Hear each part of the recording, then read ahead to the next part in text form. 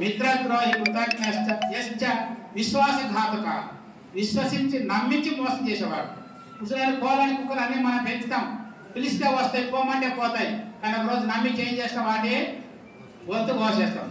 అలాంటి వాళ్ళు ఎక్కడ పోతారంటే త్రయస్తే నరకం వ్యాప్తి, యావచ్చంద్ర దివాకరం, సూర్యచంద్రాలు ఉన్నంత వరకు పర్మనెంట్ అన్నమాట పోస్టు ఎక్కడ, నరకంలో. కాబట్టి నరకం ఎవరికైనా ఇష్టమో చెప్పండి, ఎవరికైనా నరకాన్ని పోలే వరకు ఇష్టం చెల్లెని చూద్దాము. మరి మాంసం తిన వాళ్ళు మరి ఎక్కడికి పోతారంటే గ్యారెంటీ అక్కడికి పోతారు అన్నమాట. మరి చేసే పనులే మేము చేస్తుంటాము, పోయేదేమో అక్కడికి అన్నమాట. హైదరాబాద్ పోవాలనుకుంటాం, కలవకుర్తి పోయే బస్సు ఎక్కినాం పోతారు, ఎవరైనా పోలేదు. కాబట్టి మనం చేసే చేష్టల్ని మనం సంస్కరించుకోవాలి. కాబట్టి అహింస వృత్తాన్ని ఒకటే మాట చెప్పారు. అహింస అంటే ఏంటంటే త్రివిధ కరణాల చేత మనోవాకాయ కర్మభి ఇతరుల జనాలకు ఎవరైతే ఏ ప్రాణులకైతే ఉన్నో వాటిని బాధ కలిగించకుండా ఉండడమే నిజమైనటువంటి ఒక అహింస.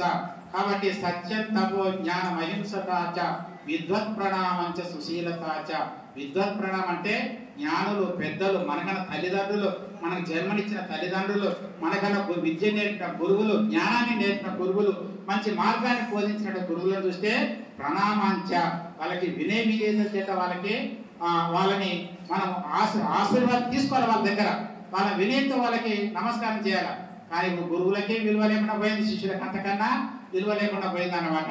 ఎందుకంటే శిష్యులు ఏమంటారంటే మాకు గురువులు ఉంటారు కదా, వాళ్ళు మాకు ఊరికి నేర్పిస్తారు, వాళ్ళు జీతాలు తీసుకుంటారు అని చెప్పి అంటారు అన్నమాట. జీతాలు తీసుకొని నేర్పాలి, గురువు కావచ్చు, మాటలు నేర్పవచ్చు. కానీ ఎవరైతే అభివాదనశీలస్య నిత్యం వృద్ధోపి సేవిన చత్వారే తస్య వర్ధంతే ఆయుధ విద్య యశోబలం. మంచి శాస్త్రం చాలా చక్కగా చెప్పిందండి. ఎవరైతే అభివాదనశీలస్య నిత్యం వృద్ధోపి సేవిన, ఎవరైతే గురువులని, పెద్దలని గౌరవింపదగిన వాళ్ళని వాళ్ళ ఆశీస్సులు పొందుతారో, వాళ్ళకి నమస్కారం చేస్తారో,